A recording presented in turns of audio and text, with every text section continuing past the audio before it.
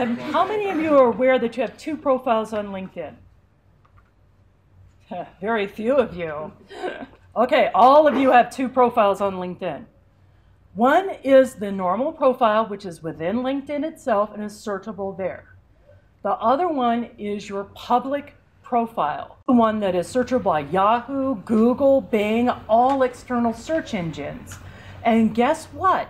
If you don't go in there and change your privacy settings specifically on your public profile, it is default set to share everything with the universe all the time. So if you are a person who is more inclined to be private, be aware you need to change your public profile settings, okay? So what does that look like? This would be my public profile settings, which I got to, you can get to it a couple ways, but you can definitely get it through the settings. So over here where it says customize my public profile, down here I am visible to everybody, but down here it says current experience and then details. So if you wanted to do something like, okay, I'm okay with showing my work history, but none of the details about my job, none of the bullet points underneath, you can hide that. You can say, you can find me, my headline, and my posts, but that's it. You can make your picture visible or not visible. You can make your education visible or not visible.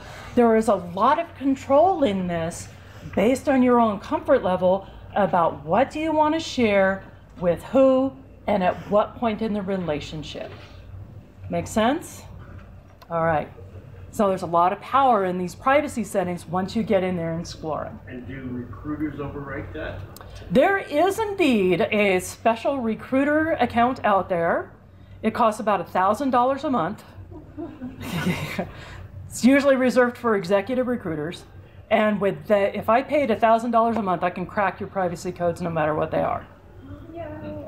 How many of you are getting recruited for a $500,000 job? We got one.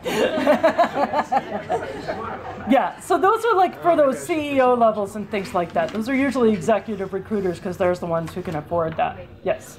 When you choose the different aspects of the privacy, is this for anybody who could possibly see it, or can you just say have a privacy setting for strangers, but people you're close to you can have it, or is it just... So that's when we start getting within LinkedIn itself, and you can start to control who sees you when you look at them. And it's like, okay, I can make this first degree, second degree is my entire network. So there are some levels within different parts of your privacy settings. So explore that, because some things you can and some things you can't. All right. Any questions about privacy settings before we move on?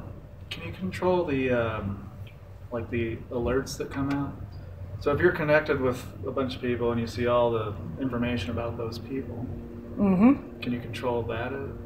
Yep, that's what you start to manage in your communication settings. So if you don't like seeing all of this, similar also in your privacy settings, you don't want to promote everything you're doing to your network. Like, for example, you're updating your profile. You don't want everyone to see that you just got a brand new job. You don't announce it to your network. So you control that as well.